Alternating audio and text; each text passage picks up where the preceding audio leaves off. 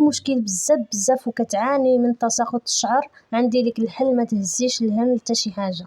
هذه هي ان شاء الله اللي بغيت نشاركها معكم كاملين ان شاء الله. والاخت اللي طلبتها مني بغيت نشارك معها هاد الوصفه هذه البنات. انا بذاتي كنديرها ولقيت فيها واحد النتيجه زوينه وكتعطي اللون، كتعطي البنات اللون زوين بزاف. الزربه ديال الشعر كتقويها.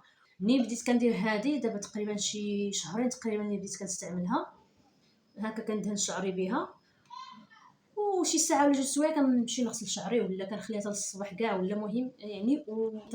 القص ما بقاش كيطيح لي بزاف يعني صراحه، والشافي هو الله باذن الله. يعني هذه هي الوصفه اللي غادي نشاركها معكم البنات.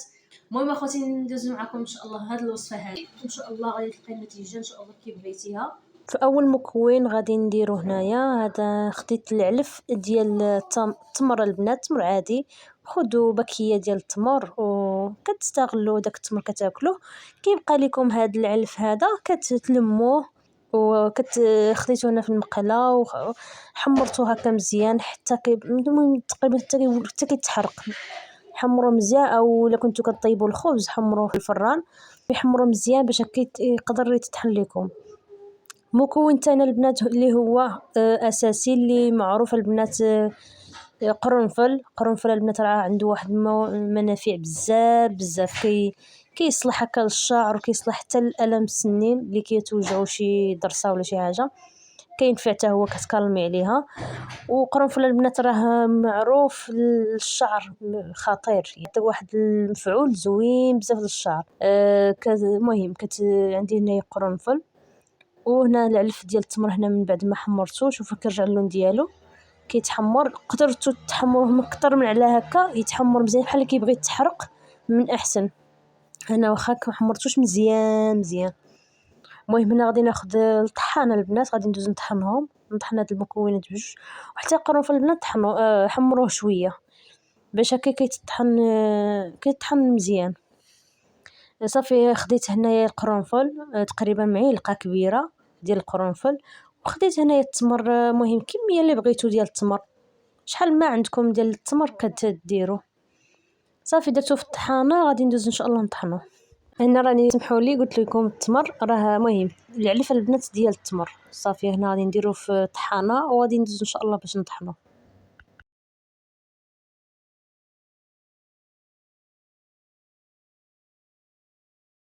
هنا من بعد ما طحنت داك القرنفل مع داك التمر العلف ديال التمر، وشوفوا كيرجع البنات راه ما تفرقوش ما بينه وما بين القهوه، راه تغلط لكم ديروه مع القهوه راه كيبان اللون ديالو بحال شكل القهوه.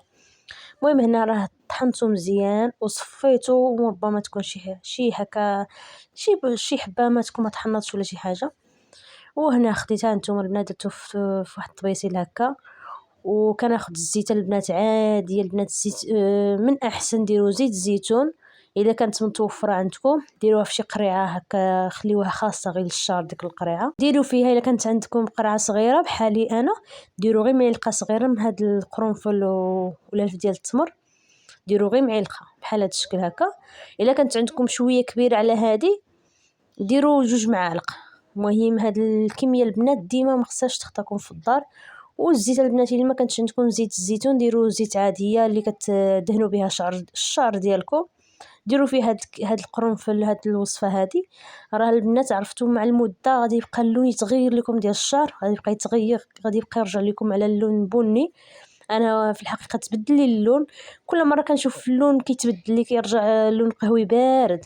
كيتبدل لكم اللون انت كتستعمليه هو كيتبدل لك اللون في الشعر ديالك، حيت داك القرنفل كيطلق اللون البنات. وانا تقريبا راني استعملتها تقريبا شهرين دابا ملي بديت كنستعملها. في النهار الاول البنات كيطيح لي بزاف الشعر قبل ما نديرها كيطيح لي بزاف وشعري كاع خوا، وما عرفتش اش غادي ندير. منين جربت هاد الوصفه هادي عرفتو شهرين وعطاتني نتيجه، ما بقاش كيطيح لي وعطاني تبدل الشعر تبدل اللون في شعري. وديك بلايصات اللي بقاو خاويين يعني خواو لهم الشعر تنبتوا فيهم الزغبات. صراحه وصفه زوينه البنات غير جربوها. واحد الحاجه البنات راه ماشي في سيمانه غادي تبان لكم النتيجه، يعني خص داكشي على المده، يعني ما نتوما كديروها وكتقضى لكم وعاودوها غادي يبان لكم النتيجه. وهذه هي الوصفة البنات لتساقط الشعر، وصفة طبيعية ومجربة، ونتمنى أنها تعجبكم إن شاء الله وتجربوها. وهنا خليتكم على خير، والسلام عليكم.